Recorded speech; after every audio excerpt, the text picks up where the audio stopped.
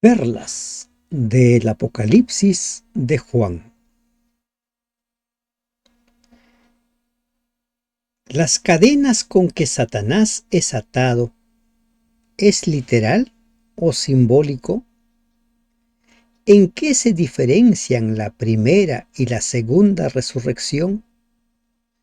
¿Cómo surge el lago de fuego y azufre a donde es arrojado Satanás y todos sus agentes del mal? ¿Qué hacen los redimidos en el cielo? Buen día, hermanos y hermanas de esperanza. Oremos.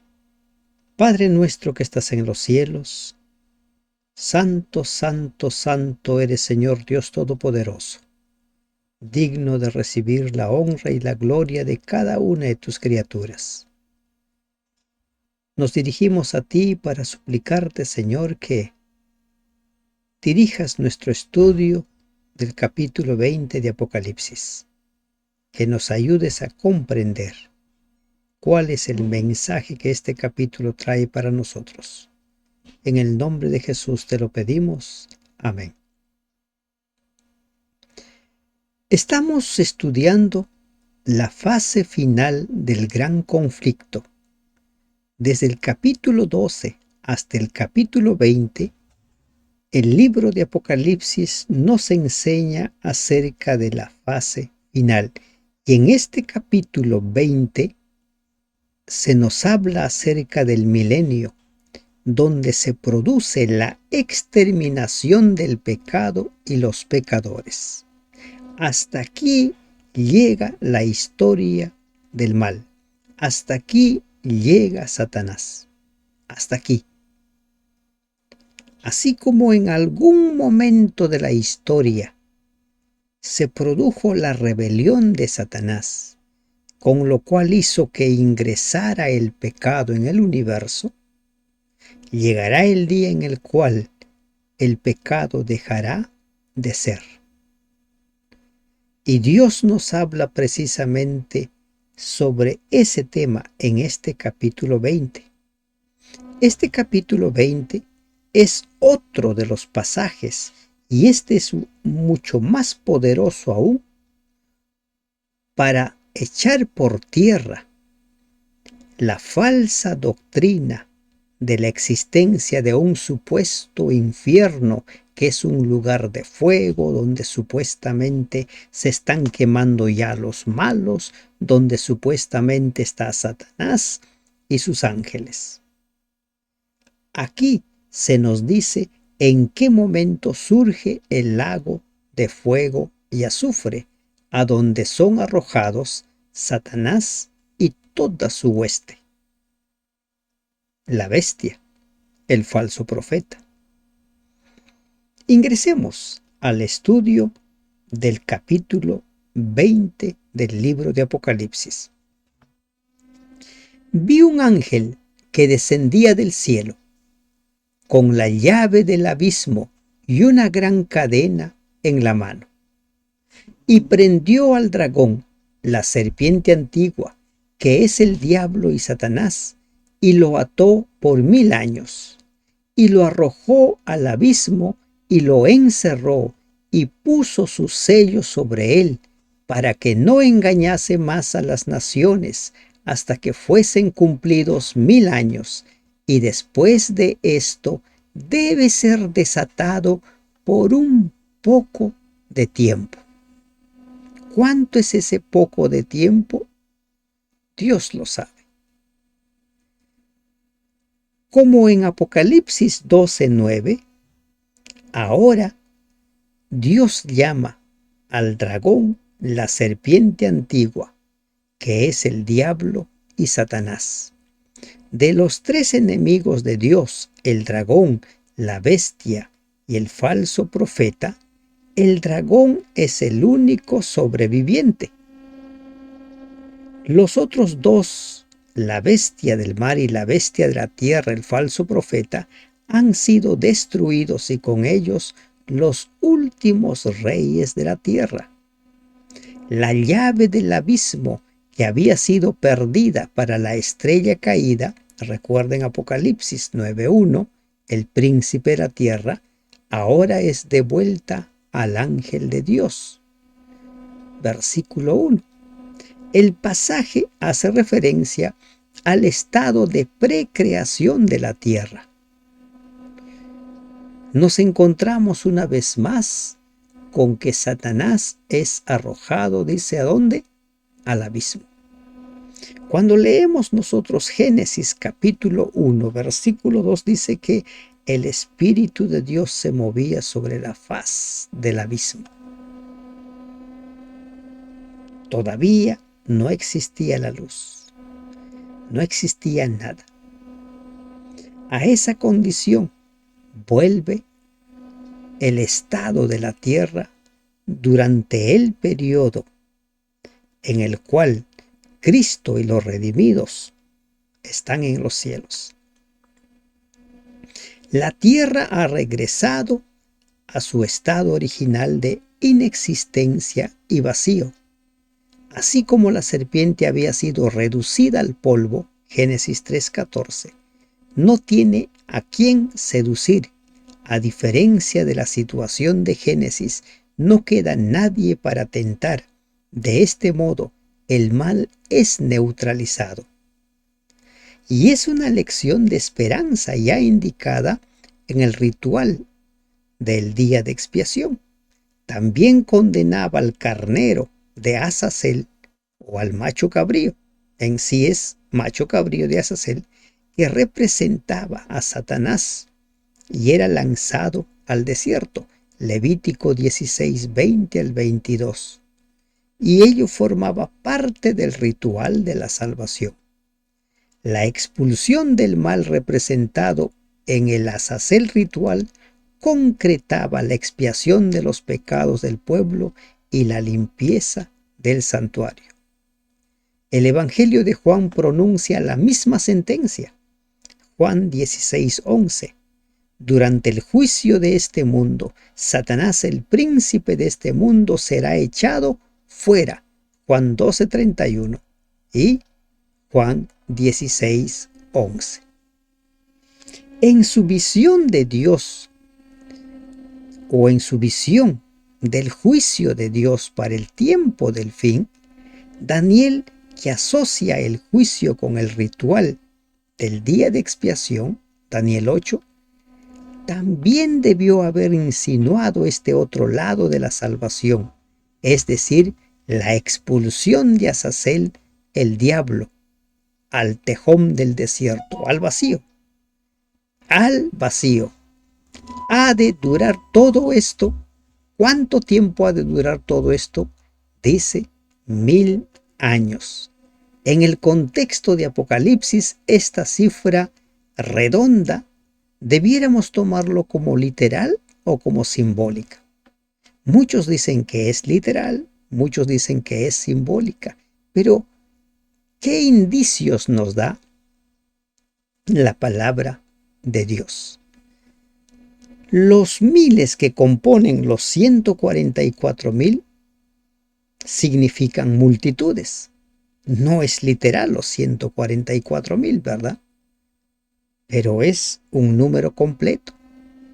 En la tradición hebrea, el número 1000 a menudo representa la noción de multitud. Ese simbolismo puede referirse al tiempo. Mejor es un día en tus atrios que 1000 fuera de ellos, dice el salmista, Salmo 84:10. O porque 1000 años delante de tus ojos son como el día de ayer que pasó, Salmo 94.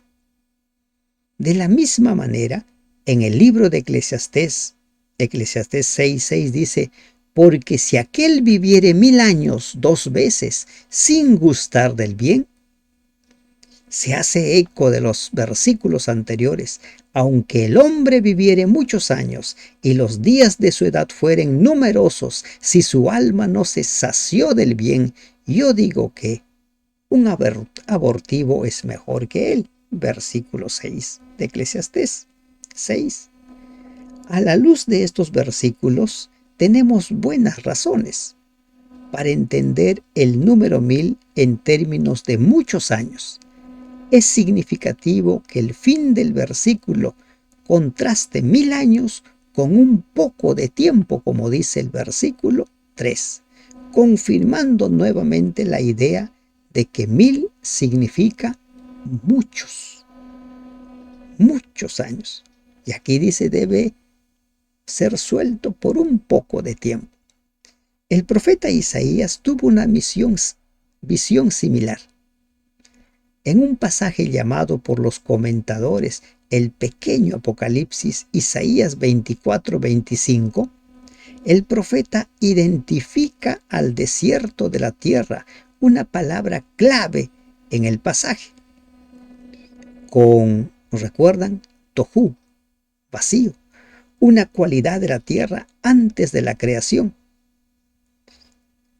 Génesis 1:2, en el principio, ¿no? Y el Espíritu de Dios se movía sobre la faz del abismo.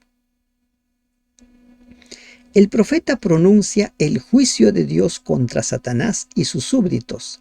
Isaías 24:21.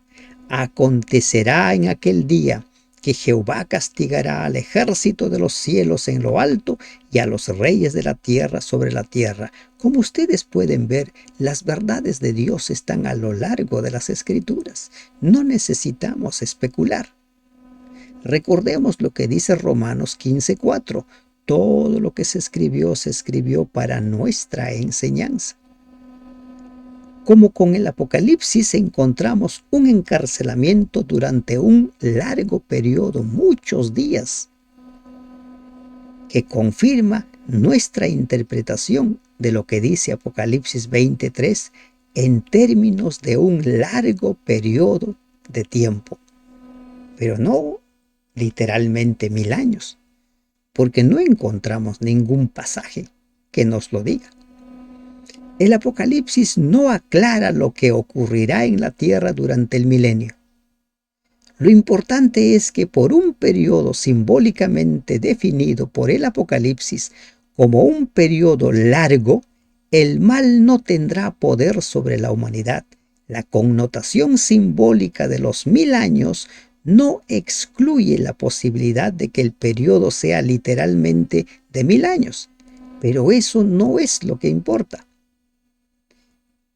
En esta etapa de la historia, desde la perspectiva de la eternidad, el tiempo ya no es tan determinante. Para Dios, un día es como 1000 años, 1000 años es como un día. No obstante, 1000 años también se aproxima a la edad alcanzada por la primera generación. ¿Recuerdan ustedes quién vivió más tiempo?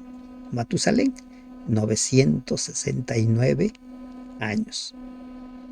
El libro de Isaías utiliza un lenguaje similar en Isaías 65:17, donde nos dice que nuevos cielos y nueva tierra habrá.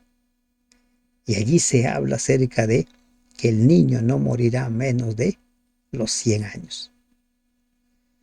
Entonces, nuestro pasaje podría estar anunciando un regreso a esa edad dorada en que la vida era buena y larga. El milenio, por lo tanto, representaría los primeros pasos de la humanidad en la eternidad. Cuando Cristo viene por segunda vez, los muertos en Cristo y los fieles que están vivos, recuerden, ya entraron a la eternidad. Ya entraron. ¿Recuerdan lo que dice 1 Corintios 15? Que esto mortal se convierta en inmortalidad. Y el Señor prometió la corona de la vida eterna a todos los que han salido vencedores. Miren en este pasaje en relación a las cadenas. ¿Son literales o no son literales las cadenas? ¿Qué nos dice Judas 1:5? Acuérdense también de los ángeles que no conservaron su posición de autoridad, sino que abandonaron su propio lugar. Dios los mantiene en la oscuridad, atados eternamente en cadenas. Judas dice que en la actualidad Dios mantiene a los ángeles que se rebelaron atados eternamente en cadenas. ¿Es simbólico o es literal esa cadena? Simbólico, ¿verdad? Porque Satanás sigue andando como león rugiente a quien devorar. En la Nueva Traducción Viviente nos da una traducción similar. Dice, Dios los ha tenido firmemente. Miren, dice, los ha tenido firmemente encadenados en prisiones de oscuridad en espera del gran día del juicio. ¿Simbólico o literal? Como ustedes pueden ver, las cadenas son simbólicas, no son literales. Judas nos ayuda a entender, así como también el mismo Judas nos ayuda a entender lo relacionado con lo de siglos por los siglos, cuando nos habla acerca de Sodoma y Gomorra que habían sido condenados al fuego eterno. 24. Y vi tronos, y se sentaron sobre ellos los que recibieron facultad de juzgar. Y vi las almas de los decapitados por causa del testimonio de Jesús y por la palabra de Dios, los que no habían adorado a la bestia ni a su imagen, y que no recibieron la marca en sus frentes ni en sus manos, y vivieron y reinaron con Cristo 1000 años. Desde la desolación del abismo, la visión ahora nos transporta ¿a dónde? A los cielos repletos de vida. Primero encontramos a los que menos esperábamos, los oprimidos, los humillados, los decapitados por causa del testimonio de Jesús, los que aparentemente habían sido derrotados por el enemigo, los que aparentemente habían sido vencidos. A esos que se les dice que esperen un poco de tiempo más hasta que se completen los que faltan. El testimonio de Jesús produjo que mucha gente, al aferrarse a ese testimonio, perdiera su vida, porque los fieles prefirieron morir antes que faltar al testimonio de Jesús.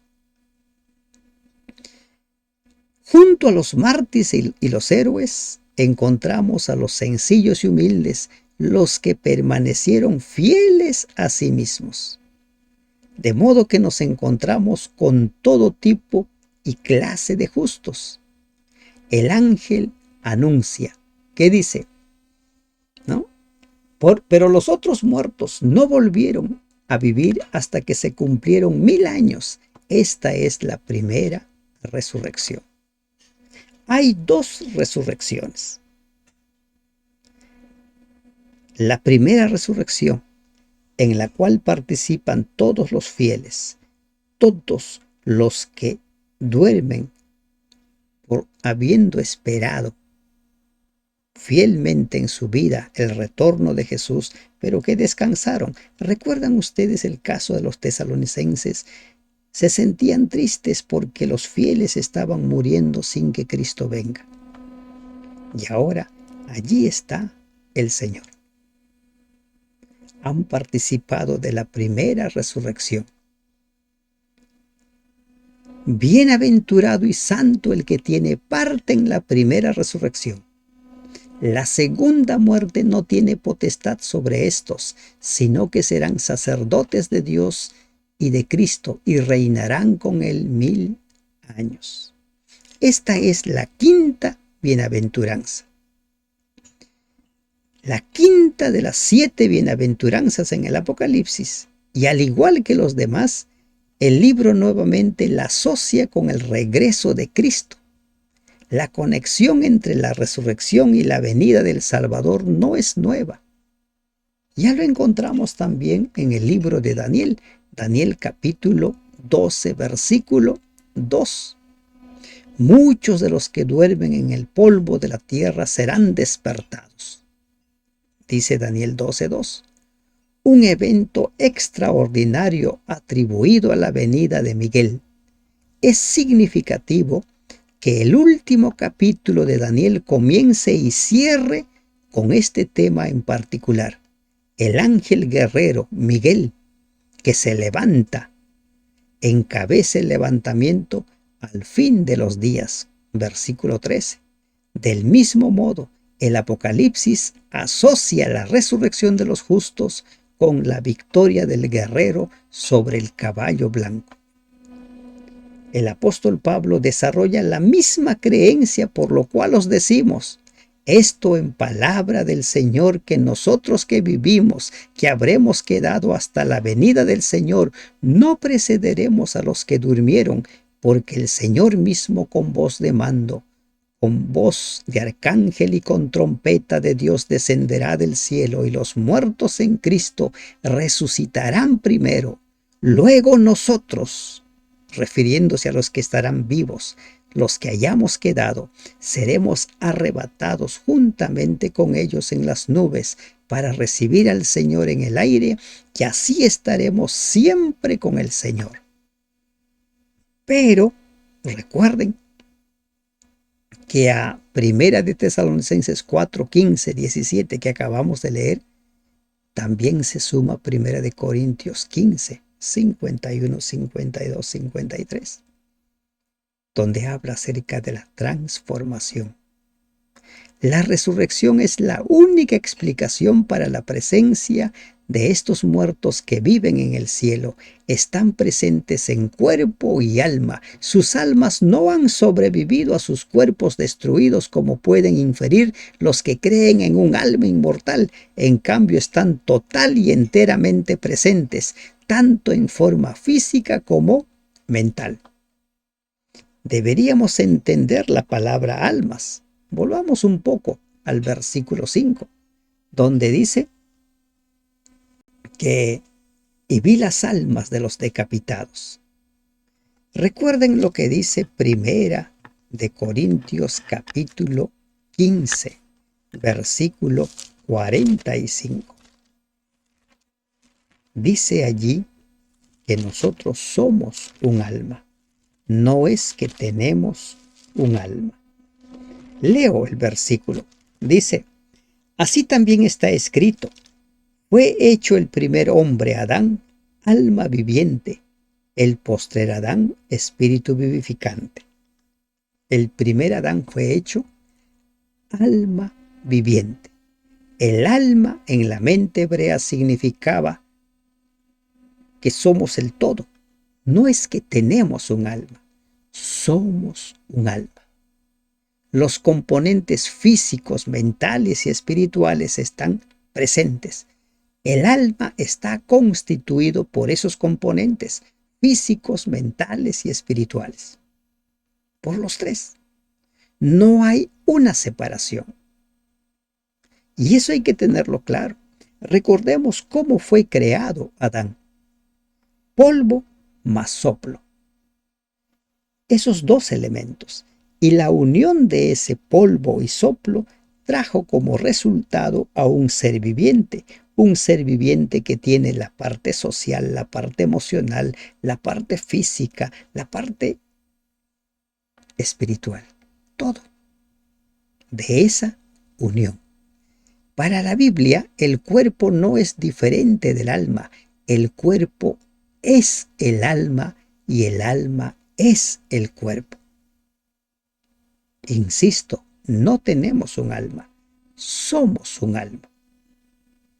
Entendemos mejor el concepto de resurrección cuando entendemos qué es el alma, que somos un alma. Cuando Jesús resucita, no resucita de forma espiritual, con un cuerpo abstracto. Resucitó con un cuerpo que los discípulos podían ver y tocar. Resucitó con un cuerpo que podía comer. ¿Recuerdan cuando en una de sus apariciones le dice, ¿tienen algo de comer? Sí, acá hay pan y miel. O cuando los discípulos se van a pescar aquel día y Jesús les dice, ¿tienen algo de comer? Jesús mismo había preparado el pescado ahí al carbón. Entonces, de la misma manera, los que resuciten resucitarán con cuerpos físicos, espirituales, mentales. El concepto de resurrección quedará claro cuando tengamos claro este concepto.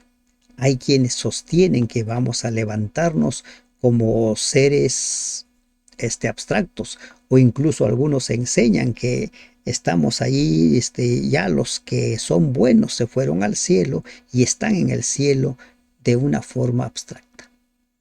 No se los puede tocar, no se los puede ver. La Biblia postula que Dios y la creación de la tierra y de la humanidad son realidades irrefutables. El ser humano y el acontecimiento histórico no necesitan ser validados por ninguna prueba externa. Su existencia habla por sí misma. Nuestra existencia es la mayor evidencia de la creación. Vi tronos y se sentaron sobre ellos los que recibieron facultad de juzgar, dice el versículo 4 de Apocalipsis 20. Las víctimas se han transformado en jueces. Se han transformado en jueces. Con los papeles invertidos se hace justicia. Dios los llama para compartir la responsabilidad de sentenciar a los impíos. Pero hay que tener en cuenta lo siguiente. Dios ya ha dado la sentencia. La primera resurrección muestra que ha habido un juicio. Ya ha habido un juicio donde fueron separados los dos grupos, las ovejas y los cabritos. Los que participan de la primera resurrección y la segunda resurrección. La misma venida del Mesías separó a los justos de los impíos. El profeta Daniel también menciona esto, puesto que sitúa el evento del juicio de Dios antes de la venida del Hijo del Hombre, Daniel 7. Asimismo, el relato del Armagedón, cuando agrupa a los impíos en un grupo y a los justos en otro, nos habla de que ya está definido quiénes se salvan y quiénes se pierden. Y a eso nos referimos cuando hablamos acerca del fin del tiempo de gracia. Y recordemos que el juicio pertenece a Dios, el Creador. Solo Él es capaz de examinar la mente y el corazón. Apocalipsis 2:23. El Señor es el único capaz de combinar la gracia y la justicia y el único capaz de perdonar. Su pureza es la única garantía de un verdadero discernimiento entre el bien y el mal. Por lo tanto, es el único que tiene derecho a juzgar. Juan 8:7. Sin embargo, Dios quiere, ¿no?, que cada uno de los redimidos constate por sí mismo por qué se decidió quién se salva y quién se pierde. ¿Y cómo se constata eso? Por los libros. Todo está registrado en los libros, como lo vamos a ver en el versículo 12, ahora que lleguemos. Entonces les da el poder a ellos de ver. Les da como una especie de autoridad. Revisen los libros para que no quede ninguna duda. ¿Por qué se perdió uno? ¿Por qué se perdió el otro? ¿Se dan cuenta? Pero los otros muertos no volvieron hasta que se cumplieron 1000 años. Mientras ellos están muertos, se está produciendo ese juicio, conocido también como el juicio de confirmación. Que no se entienda este juicio como algo que ellos van a decidir quién se salva, quién se pierde. No es eso, porque ellos mismos están allí porque ya ese juicio se ha desarrollado. Y volvemos a ver, ¿quién es bienaventurado? El que participa de la primera resurrección. Ellos ya no mueren. Pero los que se levanten en la segunda resurrección, ellos sí van a participar de la segunda muerte. Y esa segunda muerte los vuelve a la nada. Los vuelve a la nada. Y este grupo de los redimidos dice que están allí y se sientan allí para juzgar.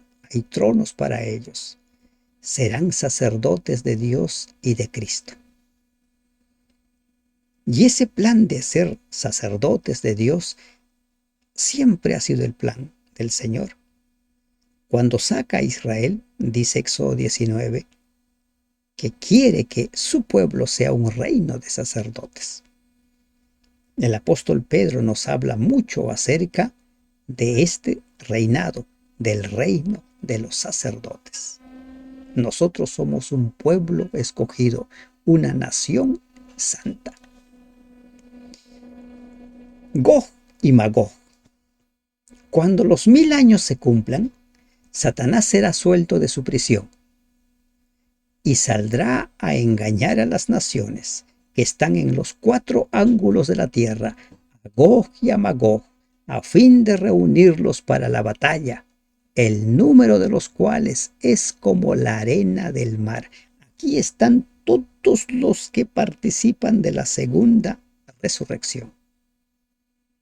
El Señor respeta su juicio hasta el punto de esperar 1000 años para implementar la sentencia.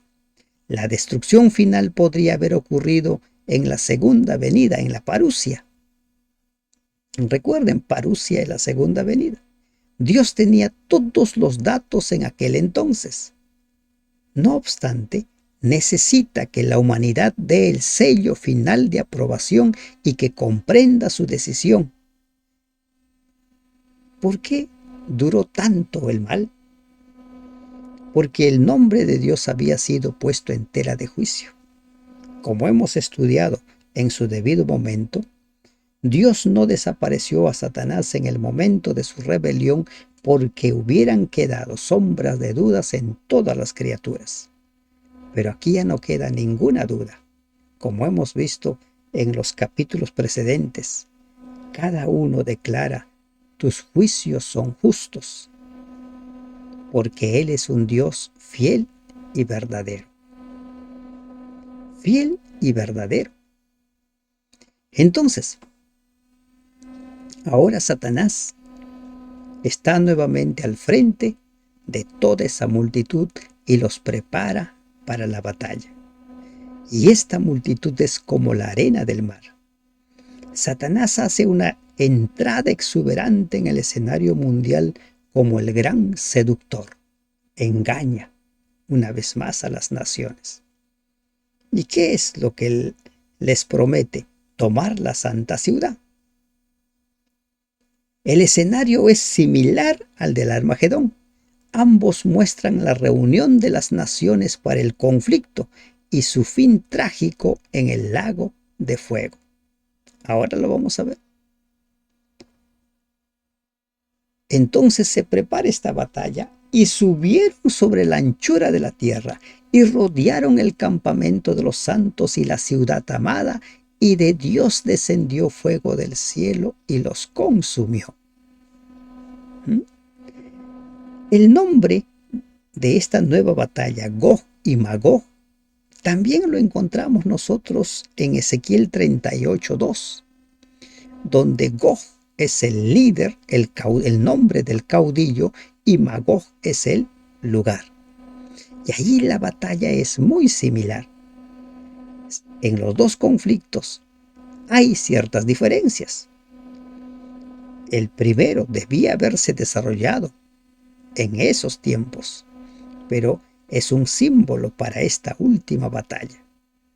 Mientras que la batalla del Armagedón enfrenta a Israel contra un enemigo bien especificado, Babilonia, la batalla de Gog y Magog, como lo describe Ezequiel, muestra un enemigo indefinido cuyo único objetivo es destruir un reino de paz.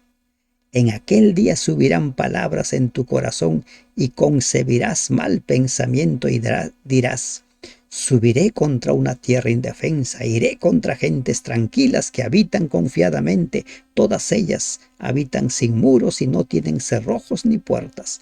Versículos 10 y 11 de el capítulo 42 de Ezequiel. En la batalla del Armagedón, los ejércitos de Babel peleaban en contra de un Salvador del Este, y los invasores tuvieron que utilizar una estrategia para penetrar las murallas de Babilonia. Apocalipsis 16, 12 al 16. En la batalla de Gog y Magog, los ejércitos del dragón ya están dentro de las murallas del campamento del pueblo de Dios, como dice este versículo 9. Los reyes de la tierra condujeron el Armagedón bajo la supervisión de la bestia, el falso profeta y el dragón. La guerra de Gog y Magog involucra a las naciones que están en los 4 ángulos de la tierra, cuyo número se asemeja a la arena del mar, como hemos leído en el versículo 8. Las naciones, como una gran multitud, es el tema dominante en la visión de Ezequiel acerca de Gog y Magog. En aquel tiempo yo daré a Gog lugar para sepultura, allí en Israel, el valle de los que pasan al oriente del mar, y obstruirá el paso de los transeúntes. Entonces, como ustedes pueden ver, en Ezequiel encontramos nosotros ya una contraparte de esta batalla final. Y esta batalla se produce después de la segunda resurrección. Después de que Satanás ha sido suelto de su prisión, ha ido y ha engañado. ¿Y qué dice? Volvamos un poco aquí. Prestemos atención a la segunda parte de este versículo 9. Y de Dios descendió fuego del cielo y los consumió. La doctrina del infierno, la cual muchos hoy en día enseñan que existe, dicen que en ese infierno, que es un lugar de fuego, son arrojados todos los malos, ¿verdad? Que allí están los malos. Pero ¿qué dice aquí? Y de Dios descendió fuego del cielo y los consumió. El fuego que va a consumir a todos los impíos, a todos los que han resucitado en la segunda resurrección, encabezados por Satanás mismo, van a ser consumidos por el fuego que desciende de Dios. Recién en ese momento surge el lago de fuego y azufre. En el presente no existe tal infierno, no existe tal lugar donde se están quemando. En el presente Satanás es el príncipe de este mundo. En el presente Satanás, cual león rugiente, está buscando a quien devorar. Y el diablo que los engañaba fue lanzado en el lago de fuego y azufre, donde estaban la bestia y el falso profeta, y serán atormentados día y noche por los siglos de los siglos. Día y noche por los siglos de los siglos. ¿Y qué con esto de por los siglos y de los siglos? Cuando hemos estudiado Judas, que tiene un solo capítulo, ya hemos visto este tema, pero vamos a volver a recordarlo. Miren lo que dice Judas 1:7. Como Sodoma y Gomorra y las ciudades vecinas, las cuales de la misma manera que aquellos, habiendo fornicado e ido en pos de vicios contra naturaleza, fueron puestas por ejemplo, sufriendo el castigo del fuego eterno. Sodoma y Gomorra, dice Judas, que sufrieron el castigo del fuego eterno. Ese fuego eterno consumió Sodoma y Gomorra y lo dejó en cenizas. Los excavadores han encontrado las cenizas de Sodoma y Gomorra. Entonces, ¿qué es el fuego eterno? Es consumir completamente hasta dejar cenizas. Eso es fuego eterno. No lo estamos inventando. Lo dice la palabra de Dios. Entonces, cuando aquí se habla de por los siglos de los siglos, el mal no volverá a levantarse, no volverá a existir. dice Nahum, que el mal no se volverá a levantar. Y vi un trono blanco y al que estaba sentado en él, de delante del cual huyeron la tierra y el cielo, y ningún lugar se encontró para ellos.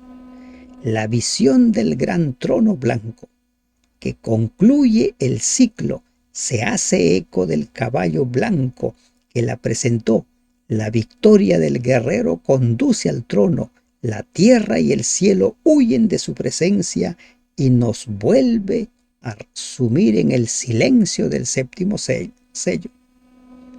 La fórmula tradicional, los cielos y la tierra, utilizada en la historia de la creación, ahora se invierte en el Apocalipsis como tierra y cielo. Nuestro universo, nuestro ambiente, nuestro nicho, todo desaparece.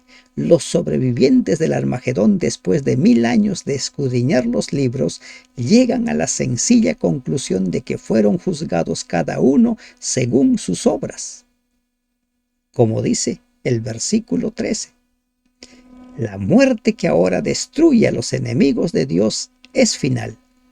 Aparte de esta última muerte, la muerte segunda, no hay más muerte. La última muerte concluye la muerte de la misma muerte. El profeta describe el evento en un lenguaje metafórico. La muerte y el Hades fueron lanzados al lago de fuego. Recordamos los clamores del profeta Oseas, que el apóstol Pablo repitió más tarde. Oh muerte, yo seré tu muerte, y seré tu destrucción, oh Seol. Oseas 13:14. Delante del gran trono blanco. ¿Quiénes están delante del gran trono blanco?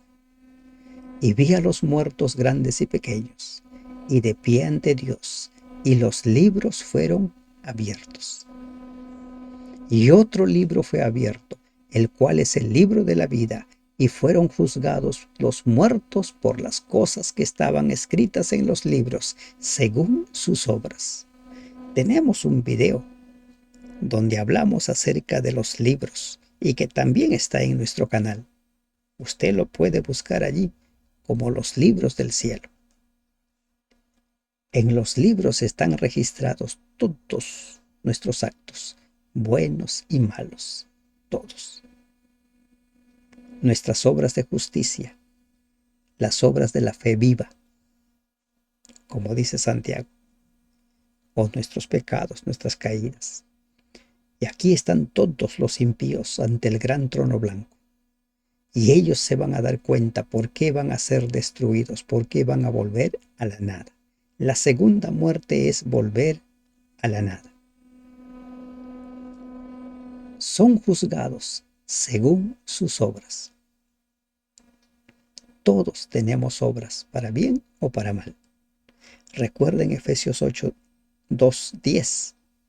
Hemos sido creados para buenas obras. Todos los que son salvos por gracia, hemos sido creados para buenas obras. Y el mar entregó los muertos que había en él, y la muerte y el Hades entregaron los muertos que había en ellos, y fueron juzgados cada uno según sus obras. Por segunda vez consecutiva, cada uno es juzgado según sus obras. Hay quienes suelen decir que los que son salvos por gracia ya no producen obras, porque simplemente son salvos por gracia, y como son salvos por gracia ya no tienen nada de obra.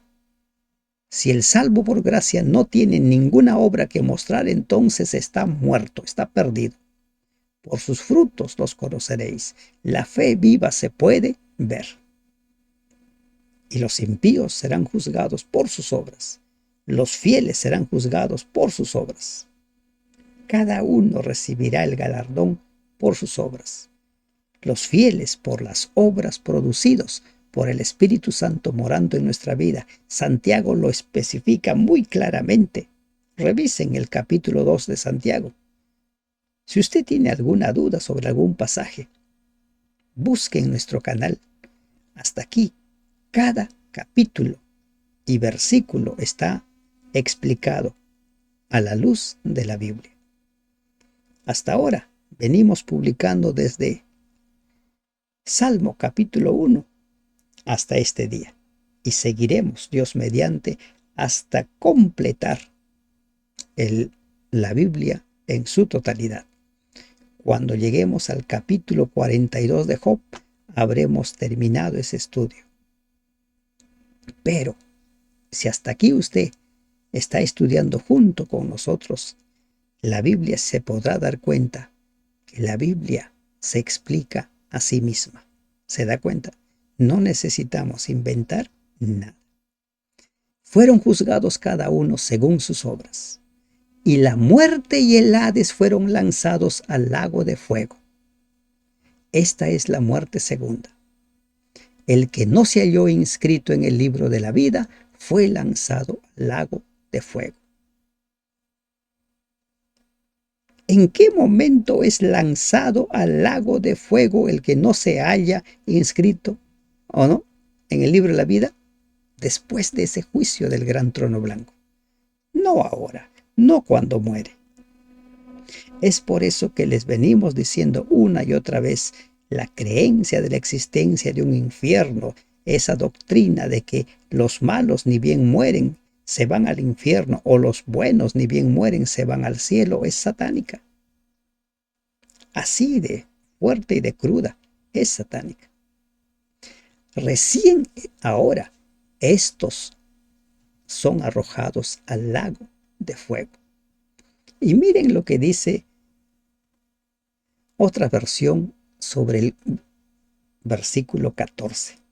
Y la muerte y el Hades fueron lanzados al lago de fuego. Leemos nosotros en Apocalipsis 20:14. Hemos leído según la versión Reina Valera, la muerte y el Hades fueron lanzados al lago de fuego. ¿Y qué dice acá? Miren lo que dice. La muerte y el infierno, dice Nácar Colunga, fueron arrojados al estanque de fuego. Esta es la muerte segunda. Hades o tumba, sepulcro, también tiene el significado de infierno. Entendido bíblicamente, esa palabra Hades, sepulcro, infierno, no tiene ninguna relación con fuego. Y lo mismo dice la Nueva Versión Internacional. La muerte y el infierno fueron arrojados al lago de fuego. ¿Cómo es que el fuego es arrojado al fuego? ¿Verdad? Absurdo. Entonces aquí el apóstol Juan está dando como una personificación a la muerte y al Hades o al infierno. Son lanzados también al lago de fuego, que es la muerte segunda.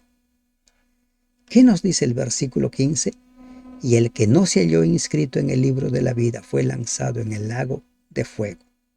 De este modo, el mal llega a su final. Satanás no existe más. El mal no existirá más. Y en el capítulo 21, Dios nos muestra lo que será el reino eterno. Dios nos muestra lo que será ese reino en el cual Él mismo reinará supremo. Preparémonos para ese gran día. El mal va a llegar a su final. La muerte segunda volverá a la nada a todos aquellos que no quieren servir al Señor. Nosotros decidimos participar de la primera resurrección o de la segunda resurrección. Cada uno tiene sus eternas consecuencias, pero la decisión la tomas tú. Que Dios te bendiga. Amén.